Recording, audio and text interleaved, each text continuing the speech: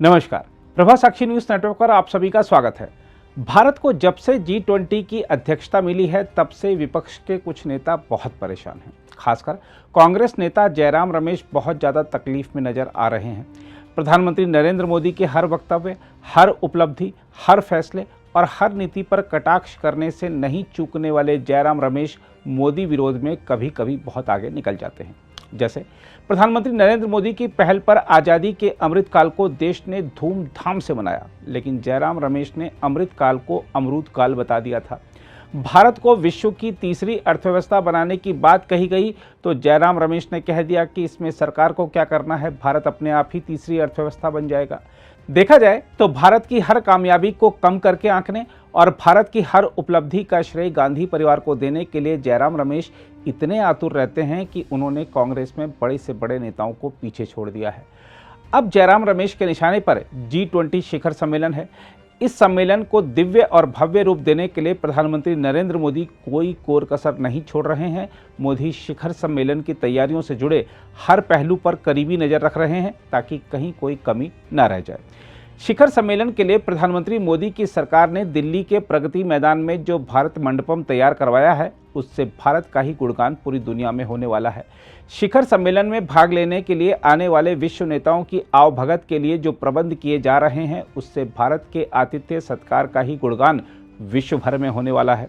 लेकिन जयराम रमेश इस सबसे बहुत चिंतित हैं, क्योंकि उन्हें यह अच्छा नहीं लगेगा कि शानदार आयोजन के लिए विश्व नेता मोदी की पीठ थपथपाएं। जयराम रमेश को लग रहा है कि मोदी इस सब का फायदा चुनाव में ले लेंगे। जयराम रमेश को लगता है कि मोदी को चुनाव में G20 का फायदा मिला तो वह कहीं फिर से प्रधानमंत्री ना बन जाए। दरअसल जयराम रमेश के इस पूरे डर के पीछे कारण यह है कि उनका खुद का करियर दांव पर लगा हुआ है। जयराम रमेश जानते हैं कि यदि 2024 में कांग्रेस फिर चुनाव हारी तो सबसे पहले पार्टी के नेता उन पर ही गाज गिराएंगे। इसलिए वह हर रोज कोई ना कोई मुद्दा निकाल कर लाते हैं और प्रयास करते हैं कि इससे मोदी विरोध को हवा दी जा सके। जहां तक G20 के आयोजन से चुनावी लाभ होने की बात है तो जयराम रमेश को अपनी चिंता दूर करनी चाहिए। उन्हें पता होना चाहिए कि G20 के विभिन्न समूहों की बैठकें देश भर में आयोजित की गईं। जिस भी शहर में यह बैठकें हुई, वहां की राज्य सरकार और स्थानीय प्रशासन ने मेहमानों की आवभगत में पलक पावड़े बिछा दिए और बैठक को हर मायने में सफल बनाया। G20 समूहों की बैठकों को सफल बनाने में कांग्रेस शासित राज्य भी पीछे नहीं रहे। इसलिए सवाल उठता है कि बैठक के सफल होने का फायदा वहां सत्ता में मौजूद पार्टी को मिला या देश को। कश्मीर में G20 पर्यटन समूह की सफल बैठक हुई, इसका फायदा कश्मीर को मिला या प्रधानमंत्री मोदी को। कश्मीर में G20 की सफल बैठक से विश्व को कश्मीर में सब कुछ सामान्य होने का संदेश गया या यह संदेश गया कि मोदी ने बहुत अच्छा इवेंट आयोजित किया था। दरअसल हर उपलब्धि का श्रेय एक परिवार को देने के आदि नेता पिछले 9 सालों से यह बर्दाश्त नहीं कर पा रहे हैं कि कैसे अब उपलब्धियां देश के नाम दर्ज हो जा रही हैं। हम आपको यह भी बता दें कि जब पिछले साल भारत को G20 की अध्यक्षता मिली थी, तभी कांग्रेस महासचिव जयराम रमेश ने ट्वीट कर दिया था कि दुनिया के सबसे बड़े इवेंट मैनेजर 2023 की शिखर बैठक का उपयोग असल मुद्दों से ध्यान भटकाने और अगले लोकसभा चुनाव में फायदा उठाने के लिए करेंगे। जयराम रमेश ने नवंबर 2022 में जो ट्वीट किया था, उसमें कही गई बातों को ही दोबारा कॉपी पेस्ट करके अब नए ट्वीट में कहा है कि G20 का गठन 1999 में हुआ था। उन्होंने कहा कि 19 देश और यूरोपीय संघ इसके सदस्य हैं। इसके गठन से लेकर अब तक बारी बारी से 17 देशों में G20 शिखर सम्मेलन आयोजित हुआ है। अब भारत का नंबर है, लेकिन यहाँ इसे लेकर जिस तरह का चुनावी अभियान चलाया जा रहा है और माहौल बनाने की कोशिश की जा रही है, वैसा किसी भी दूसरे देश में नहीं हुआ। उन्होंने दावा किया कि वास्तव में ऐसा इसलिए किया जा रहा है ताकि लोगों के जरूरी मुद्दों से ध्यान भटकाया जा सके। जयराम रमेश ने कहा, हमें याद रखना चाहिए कि इसी नई दिल्ली में 1983 में 100 से अधिक देशों का गुट निरपेक्ष शिखर सम्मेलन और उसके बाद राष्ट्रमंडल देशों का शिखर सम्मेलन सफलतापूर्वक आयोजित हो चुका है, लेकिन तब की सरकार ने चुनावी फायदे के लिए उन मौक़ों का इस्तेमाल नहीं किया। उन्होंने कहा, फिर मुझे लालकृष्ण आडवाणी की वह बात याद आ रही है। 5 अप्रैल 2014 को उन्होंने नरेंद्र मोदी को एक शानदार इवेंट मैनेजर बताया था। जनता का ध्यान भटकाने के लिए प्रधानमंत्री इवेंट मैनेजमेंट ही कर रहे हैं।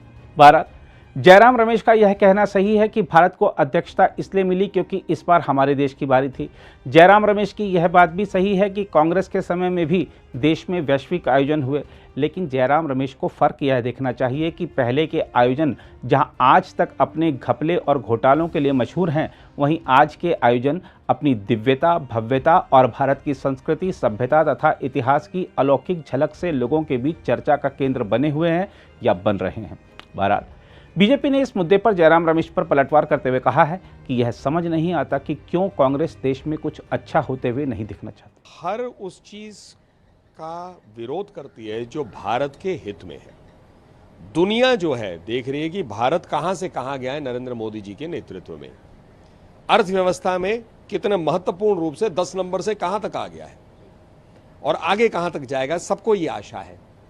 G20 में जिस प्रकार से अलग अलग शहरों में, अलग अलग राज्यों में जो कार्यक्रम हो रहे हैं, उससे ना केवल विदेश के लोग आकर पूरे भारत को देख रहे हैं, भारत के अलग अलग राज्यों के लोग भी इनमें मिल रहे हैं। देश के हित में सब कुछ हो रहा है, लेकिन कांग्रेस पार्टी इसका विरोध कर रही है और इसे इवेंट मैनेजमेंट कहती है।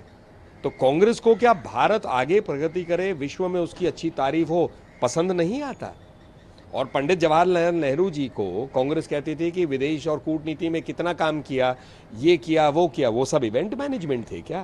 तो कांग्रेस पार्टी को आत्मचिंतन करना चाहिए, उनके नेतृत्व को सोचना चाहिए कि मोदी विरोध और सरकार के विरोध के लिए क्या देश के हित के ऊपर में भी वो वार करेंगे।